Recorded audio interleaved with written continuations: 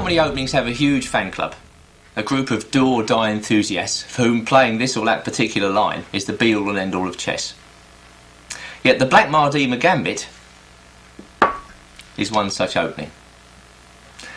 I suppose it's the thrill of giving up a pawn early in the game, the opportunity to blast out reams of home prepared analysis, the audacity to strut your funky stuff in the poor guy's face. Yeah, I suppose I can see the attraction now, and believe you me, a lot of players want to do this. So join with me now on an idiosyncratic journey into the Blackmar-Diemer Gambit. We will find the Gambit tricky and eminently suited to funky stuff strutting, albeit far removed from the aridity of World Championship matches and the dour wood shifting so prevalent in the upper echelons of chess. As Grandmaster Julian Hodgson once dryly remarked, if you want to pay your mortgage or you've got hungry mouths to feed, then don't do it. But for all the rest of us, the Blackmar-Diemer Gambit opens up the door to enormous fun. The infamous Gambit is reached after the following moves. White plays d4, black d5, and now comes the Gambit move e4. D takes e4, knight c3, and I'd like to break down what exactly I'm going to be looking at on this tape for you. The first part of the tape will deal with the Gambit acceptance. That is, where black plays knight to f6, white plays f3, and black snaps the pawn off. E takes f3, knight takes f3. And obviously there's a wide choice for black in this position. In the first section of the tape, we'll be looking at the move e6, a rather solid defence recommended by Max Erver. Then I'll go on to consider the move g6, which could be used against you by King's Indian or Grunfeld fanatics, where black elects to fianchetto the bishop on the king side. Against that, I recommend a very pointed attacking plan. I'll then go on to consider the move bishop to f5, which looks very solid. Black hopes to reinforce his position with e6 and develop in safety. Against that, I recommend a highly aggressive plan, one which puts the question to black's bishop as quickly as possible. We'll then go on to look at other setups for black. For instance, black may play the bishop out to g4 with the intention of exchanging bishop for knight, again trying to get a solid position. You will see that white can work up aggressive chances against that as well. Finally, I'll consider the move c6, one of those solid attempts again just to consolidate and hold the extra pawn. And we will see a wonderful game of Dutch international master Gerard Welling, where he blows the black position away. In the second part of the tape, I'll be looking at popular ways for black to actually decline the gambit, in other words, to bottle out. I guess a lot of your opponents will feel that way when they see the Blackmar-Diemer Gambit ventured against them. They'll feel very uncomfortable and they won't want to take the pawn. So what are the best ways for black to decline the gambit? Well, I'll be looking at the Vienna defence, bishop f5. Quite common, but I don't believe it's particularly good, and I'll show you why later on. I'll be looking at e3, which I reckon a lot of your opponents will play against you. They simply will not have the nerve to accept the gambit, and this looks safe. Anyhow, we'll see that this move doesn't interrupt white's development in any way, and white can develop quickly and effectively against it. Finally, dropping back one move, I'll be looking at the move 3e5, the Lemberger defence, which I actually consider to be one of black's best options at this point. We'll see that white can only obtain a minimal advantage against this move, but you can nevertheless play for the win with white, even in the simplified positions that arise. In the final section of the video, I'll be looking at lines where black doesn't oblige with the move d5, and in fact goes knight f6. We can still get our Blackmar-Diemer Gambit, but this time with the exchange of a pair of knights. For instance, if e4 in this position, then black can play knight takes e4. And this is a line known as the Hübsch Gambit. Well, I'll show you that the exchange of knights need not favour the defending side, and that with bishop c4, white can hope for the advantage.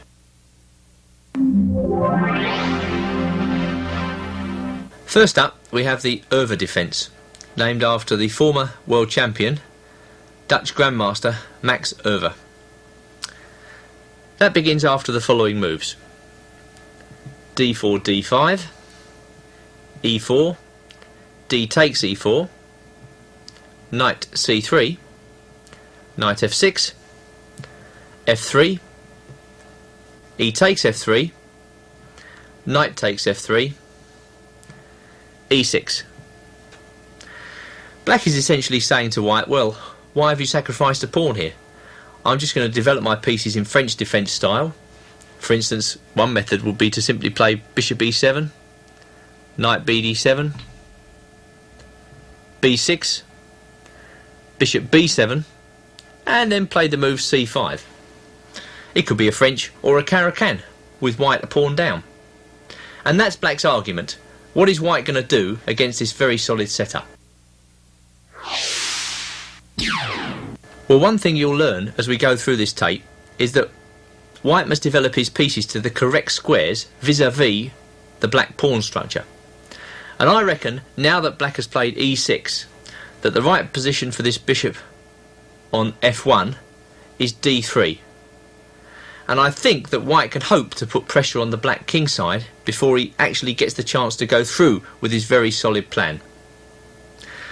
In this position, I recommend the pinning move 6 bishop to g5, because it puts an immediate question to black.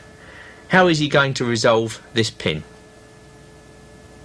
Well, I'm sure most of your opponents will play bishop e7 here. I mean, that is the natural move, isn't it? But we should see a couple of alternatives, a couple of plausible alternatives in my view, and the way in which white gains the advantage against each. Not many really strong players will play h6 here, because they would view that move as a loss of time. But some people might do it. I think white's best move against h6 is simply to take the knight. Bishop takes f6. This draws the black queen out onto the open f-file. And now if white can just arrange to castle, for instance you can imagine his king on g1 and the rook on f1, then knight f3 to e5 will embarrass the black queen. For this reason, bishop b5 check is the correct move here, with the idea of castles and knight e5.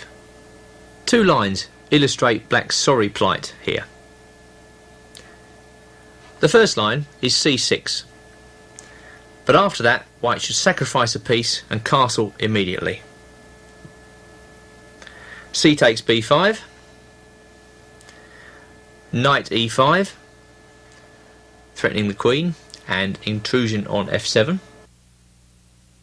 And now die-mer, in his original analysis, gives queen e7, knight takes b5, knight a6, c4, bishop d7, knight d6 check, queen takes d6, knight takes f7, with a winning position for white. Well, you may or may not choose to believe all that analysis, but I reckon it's just a gut feeling that black wastes far too much time in this variation, and this is just one way of many of crushing him. Back now to the position after bishop b5 check, and black could of course block the check with his bishop. Once again, the idea is the same, white should castle. And now, in an old correspondence game between Schneiders and Stammer, two unknown players, black played bishop to d6, and after knight e5 tried the move queen to g5. Well, knight takes f7 looks like a crusher once more. Black hoped that after queen e3 check, king h1, rook f8, he could relieve his position. But just rook f3 gives a significant advantage to white. I mean, let's face it, black's king is stuck there, isn't it? And white is not even material down in this position. It's really impossible to recommend the move h6 to black. I think white just simply takes the knight and gives check with this bishop on b5.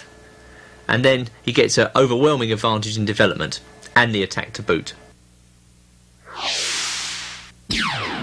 Well, here we are back at the position after bishop g5, and we should look at Ryrya's original idea in this position, which was to play the immediate c5.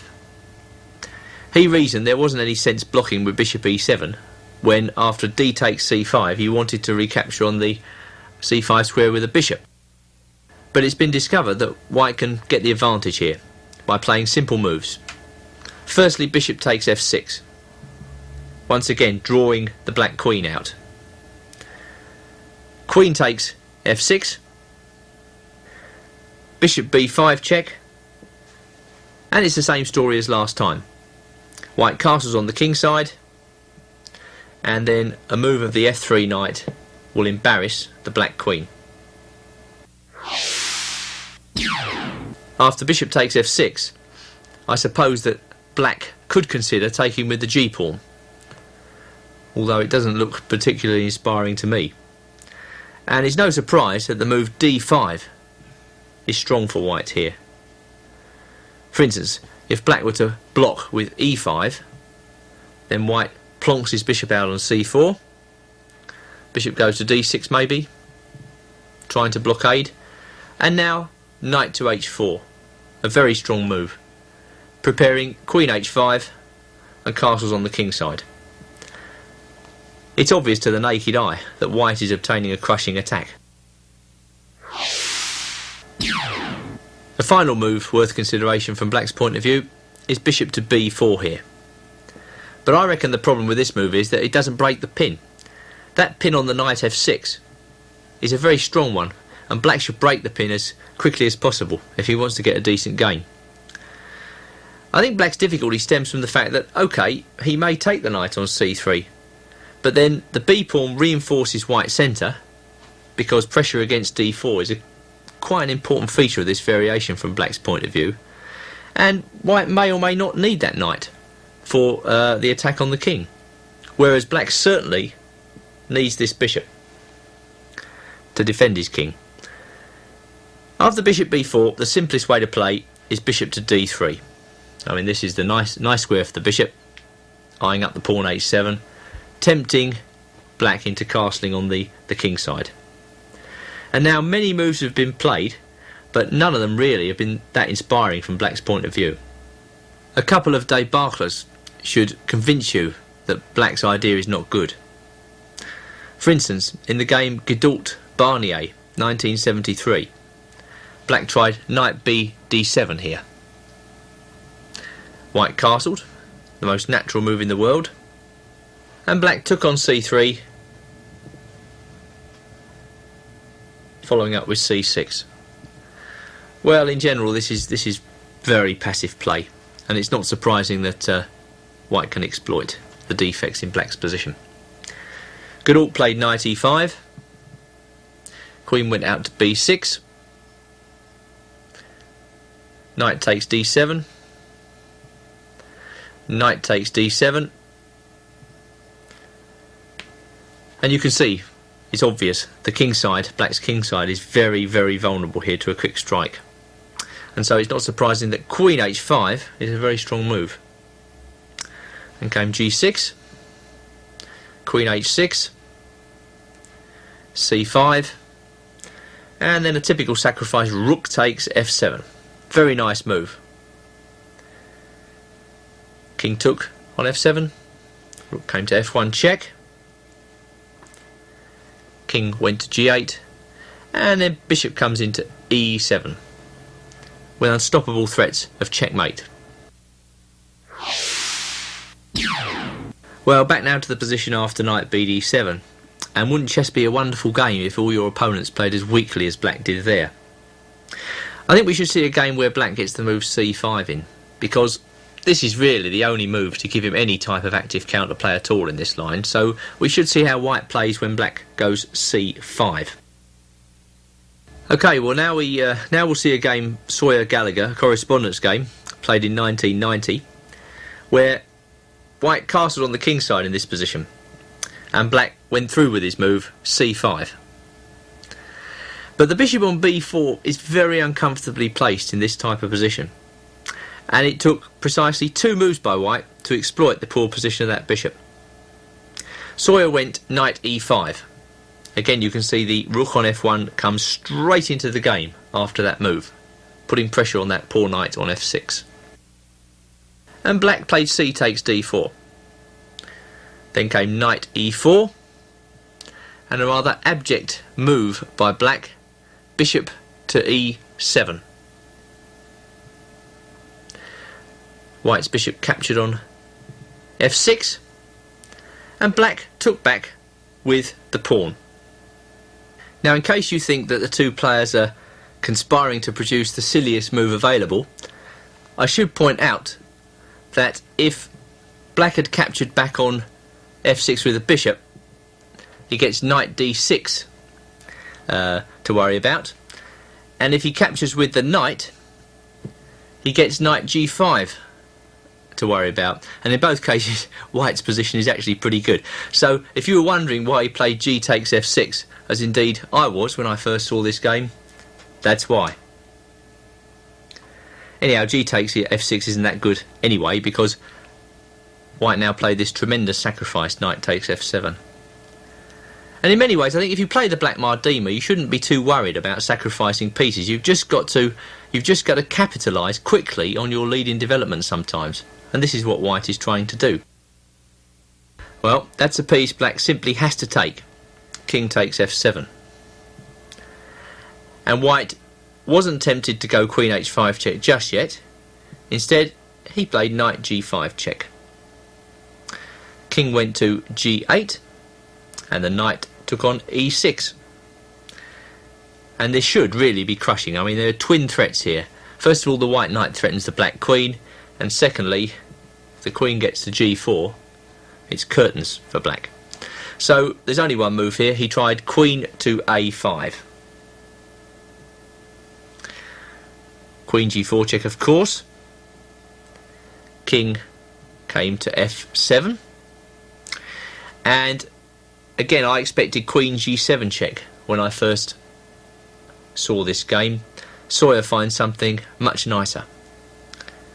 He played bishop f5, and that's a rather lovely move, preparing queen g7 check and keeping that knight firmly cemented on e6. I think that really is a crushing move. Gallagher played bishop f8, no doubt after much cogitation at home, and then came knight g5 check, king e7, rook a e1 check, king d6, queen f4 check, king c6, rook e6 check, king c5, knight e4 check, king b5, knight c3 check, whereupon white wins. And I guess that's precisely the type of reason, precisely the type of game which attracts most people to play the Blackmar-Diemer in the first place. This is Grandmaster Damian Lemos here for onlinechesslessons.net. First of all, I hope you enjoyed this video. If you would like to receive more free chess videos from us, you can just click the subscribe button below. I would also highly recommend signing up for my free mail course, the 10 Grandmaster Secrets to Dominate Chess. During this exclusive course from onlinechesslessons.net, I'll share with you my own Grandmaster shortcuts to effective attacking, defending, and growth hacks to improving your chess without complicated books or memorization. So sign up by clicking the sidebar on the right, and I know you won't be disappointed. Once more, this is Damian for onlinechesslessons.net, and I'll see you in my videos. Thank you.